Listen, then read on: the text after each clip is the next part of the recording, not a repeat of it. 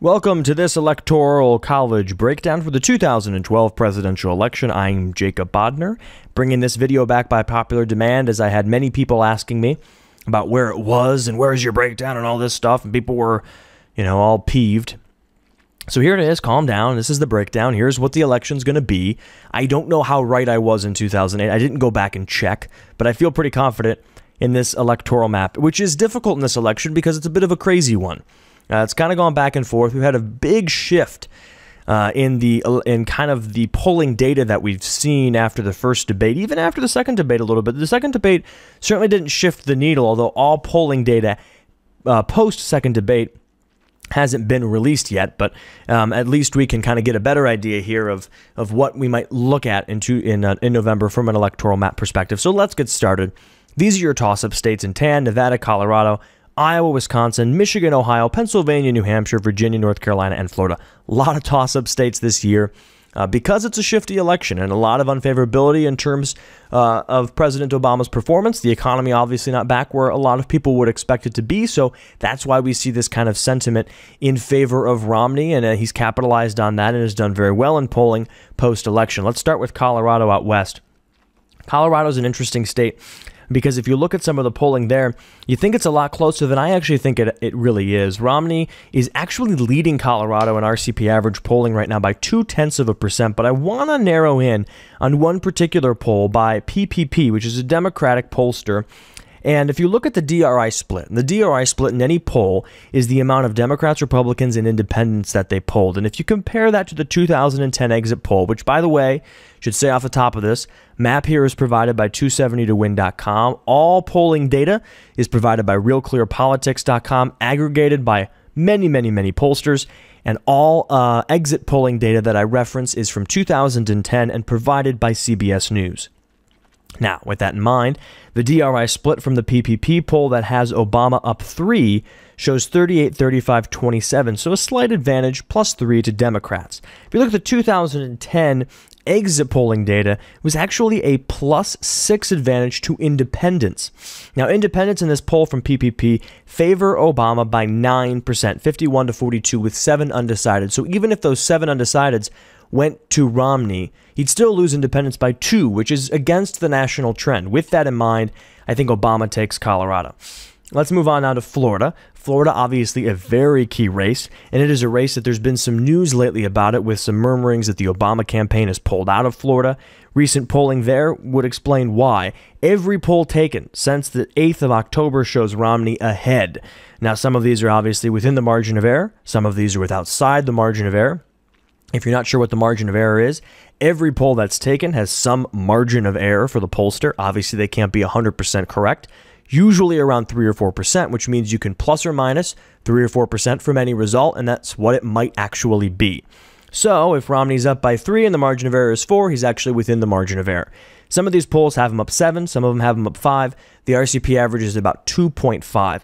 Interesting to note, in Florida, a Fox News poll in particular has Romney up by 6 with independents and only down 1 with women, which is an important a group of people for Obama. So that's very interesting. For that reason and many others, I think Florida actually goes Romney. I think they go Romney by about the same percentage they went Bush in 2004, about 5%. Moving on over to the Midwest, we've got Iowa. Iowa is up for grabs. They went Obama by 10% in 2008 and barely went Bush in 2004 by not even a percent. Recent polling there is kind of all over the map. We've got an NBC poll that has Obama up 8, but we've got a PPP poll that's got Romney up 1. Those are taken around the same time. The RCP average has Obama up 2.4%. Independents in Iowa favor Obama by 4% within the margin of error, but 11% of those independents are undecided. And let me tell you something about undecideds. That big a group of undecideds this late in the game, 18 days out from the election, are probably not going to vote for the incumbent. Those are the undecideds, as the woman in Frank Luntz's focus group mentioned after the debate. They're deciding between Romney or not voting. And if they're not going to vote, that probably might hurt Romney. That could be debatable, but those are people that are likely just waiting for Romney to give them a reason to vote for him. They're certainly not going to vote for the incumbent, at least most likely. And if you look at the economy numbers, those independents on the economy favor Romney by 6%. So certainly more data to prove those independents, that 11%, probably not voting for the president. For that reason, I think Iowa goes red this year. Probably around the same margin of 2004. Really close race, about 1.5%. Moving on to Michigan. Michigan is a state that's come in play recently. It's a state that went considerably red in 2010. Republican governor, Secretary of State, all that fun stuff. A lot of House races nationally and within the state of Michigan went red in 2010. However, that does not necessarily translate up in terms of the presidential race, and the recent polling shows while it is a closer race than it once was, it is still Obama's race to lose, and I think that he will take Michigan. Moving a little further to the west now, Nevada is up for grabs as well, recently getting a little closer than what it once was. Nevada gets more political advertising from a presidential level than any other state in the union. It's a lot of ads. And right now, Obama is within the margin of error in every poll that has been taken since the beginning of October. RCP averages him by 3, hasn't broken the 50% barrier mark, which is an important barrier mark for either candidate, but especially the incumbent. I actually think Romney's going to take Nevada, and that's going to be important, and I'll show you why in a second. Now let's move on to some other states that are considered toss-ups, but I don't necessarily think are toss-ups. Actually, before we do that, let's go to New Hampshire. I forgot about it because it's small. New Hampshire went Obama by 10% in 2008, went Kerry by 1.3% in 2004. However, you cannot discount the fact that Romney was the governor of Massachusetts, the brother of New Hampshire to the south. And recent polling shows Romney up 1 in a PPP poll, RCP average 1. Certainly an incredibly close race. I think that the margin in New Hampshire is going to be even closer than the 04 margin when Kerry won by 1.3%. I think Romney is going to take New Hampshire by about 1%. Very, very close race, but I still think he takes it.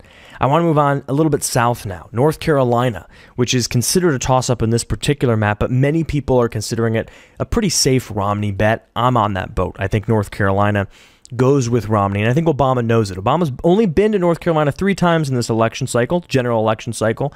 One of those was for the convention.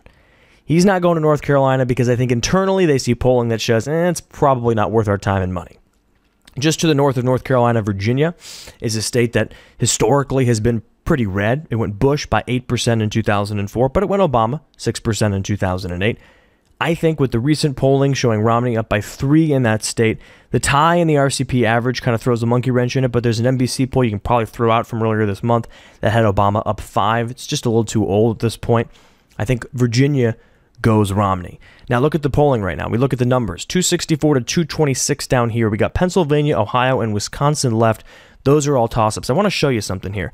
Only 4 electoral vote difference, a 6 electoral vote difference between 270, the magic number for Romney to win, and what he's got right now with these states. So where can he pick up 6 electoral votes? Well, in terms of the states that are still available, or that are still toss-ups, you can actually look at Colorado. And if he wins Colorado, along with North Carolina, Virginia, New Hampshire, and Florida, obviously that's very important, don't want to discount that, but also Nevada, because you take Nevada out of there, and he's 3 shy now. So Nevada is very important, Colorado is very important, and New Hampshire is very important. Weird to say those are very important because they're all sub-10 electoral vote states, but taken together, along with Virginia, North Carolina, and Florida, there's a scenario building here where Romney could actually win the presidency without taking Ohio, which would be the first time since 1960 that has happened, when Ohio foolishly voted for Richard Nixon over Kennedy. I don't want to say foolishly, but no one voted for Nixon. That could happen. It could happen if Romney takes Colorado. I don't see Colorado going that way, but if Romney puts enough resources in there, that might go Romney. And if it does, we have an interesting scenario on our hands. But I'm going to put that back in Obama's column and continue on with Pennsylvania. Pennsylvania polling is getting again tighter. It's in a similar situation as Michigan, but not quite. Pennsylvania was carried by 2.5% in 04, but it went Obama 10%. Again, I think this state's going to be a little more like 04, where Kerry won by about 3%. I think Obama wins by about 3% in Pennsylvania. Let's move on to Wisconsin. We'll save the best for last. Wisconsin right now is actually a lot tighter than many people think. Not many people realize how close Wisconsin is. Wisconsin's not traditionally seen as a toss-up state, but if you look at 04, they only went Kerry by 0.4%. Wisconsin's a little more fickle in terms of Democrats than people really assume. And I think that this is a state that has opportunity for Romney. And again, it's one of those states with 10 electoral votes that, you know, if Obama does win Colorado, Romney could win Wisconsin and still lose Ohio. I mean, let's just use that scenario. And even if Obama won Ohio, you know, Romney still wins by 10. It's a state that Paul Ryan, Romney's running mate, is a senator from, or I'm sorry, a representative from. So it is a state that is certainly in play. Recent polling only has Obama up 2.8%, under 50% in a couple of these polls, certainly within the margin of error of all of them. Important to note that it has not shifted yet to Romney. And what I mean by that is all of the polls still show Obama ahead, even by a slim margin, 2, 1, 3, 2.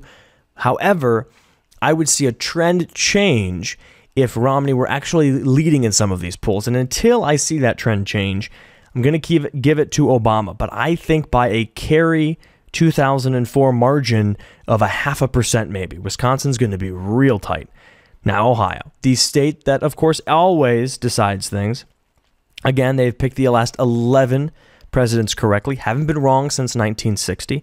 If you look at some of the county breakdowns in Ohio, there's no geographic consistency in a lot of ways to how Ohio votes. You've got the urban areas of Cleveland and Hamilton County where Cincinnati's at, and Franklin County where Columbus is at, and Lucas County where Toledo is at.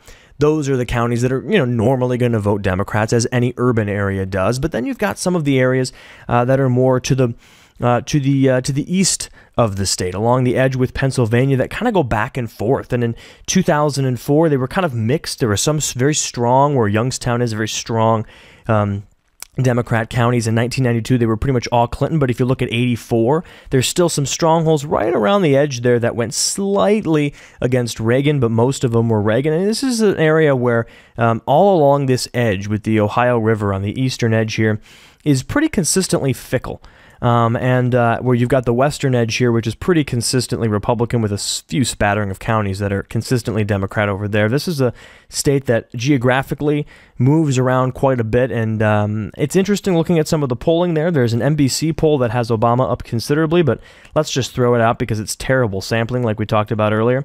I mean, this is sampling that favors Democrats by 11% when the 2010 exit polls favored Republicans by 1%. So I'm not really keen on thinking that's a legitimate poll. But again, trends are important in this election, and looking at trends are also important. And to be honest, there isn't really a consistent trend here. But looking at the important numbers, which is really the month of October, Romney cut it really close to about 0.8%, and it's now opened up to about a 2.5% Obama lead in the average. The third debate, after the third debate, I'll have a really good understanding. And once we get a full line of polls after the second debate, I'll also have a better understanding here. Based on trajectory, based on the 2004 number of Bush winning 2.1%, because I think it's going to be a similar situation, I have Ohio going red. I have it going to Romney. And I pick it because I think the way this election is going is favoring Romney. The Obama campaign is struggling a lot lately. They're, I think, unsure exactly where to put their resources. I think they might think North Carolina is still in play, but it's really not. He's obviously in Ohio a lot. Ohio's obviously a big play state. But I think ultimately Ohio goes Romney by about 2%. Same margin Bush in 2004. And so in a lot of ways, I think these margins are going to be similar to 2004. That is your Electoral College map, 282 to 256.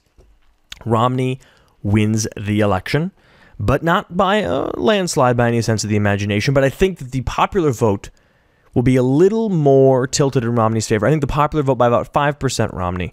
The Electoral College here, 282 to 256. Put your own map together if you'd like at 270towin.com and tell me what your scenario is and what you think, or why you think I'm stupid and wrong. All polling came from realclearpolitics.com from a whole host of poll providers. Check their polling out if you want to keep up with all this for yourself. 270towin.com to make your own maps. All exit poll data was from 2010 elections, and they were provided by CBS News. I will be doing this somewhat consistently for the next 18 days, probably every 3 days or so, maybe every 5 days. We'll see how it goes to keep up with things and how the election's going. Check me out at Jacob Bodner on Twitter, jacobbodner.com. I do mostly tech and social media stuff, but getting close to the election, who knows, it might get a little more political. Until the next time, thank you for watching.